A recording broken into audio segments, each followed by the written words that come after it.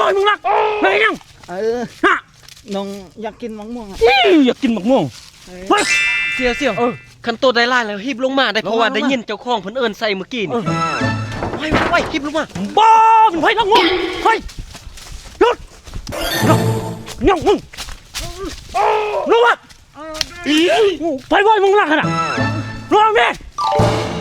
ลงมาแม่ลงแล้วลงไป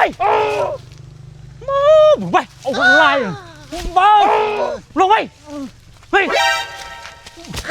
ไฟบอยมึงรักไหนยังฮะน้องอยากกินมะม่วงอยากกินมะม่วงเฮ้ยมึงอย่าขึ้นมึงสิได้กลับบ้านเรื่องนี้เฮ็ดเวียกใส่กูนี่โอ้ยใคร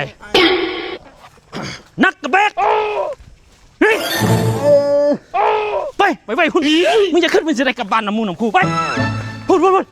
ไว้ข้างล่างเลยเด็กน้อยทำบลักมึงม่วงเนาะโอ้ยนี่มันยังโอ้เป็นโฟมล้างหน้าเนาะโอเคเนาะทุกคนเนาะคือถ้าภัยที่มีปัญหาเรื่องซิ้วเรื่องฝ้าจุดกระด่างดำเนาะเป็นฝ้ามาลาหลายปีเนาะคนที่เคยแพ้เครื่องสำอางเนาะแพ้ง่ายเนาะคือตัวนี้เม็ดโฟมล้างหน้าซึ่งเป็นสูตรที่เจอเอามาจากเกาหลีเนาะซึ่งเป็นสูตรผลิตธรรมชาติเนาะเป็นสมุนไพรจากดอกซากุระโสมเกาหลีเนาะ100%เลยตัวนี้เนาะถ้าใครมีปัญหาเรื่องที่เจอเรียว่าเนาะต้องเอาโฟมตัวนี้หินพิบูมาใส่เนาะสามารถตอบโจทย์ทานได้เนาะ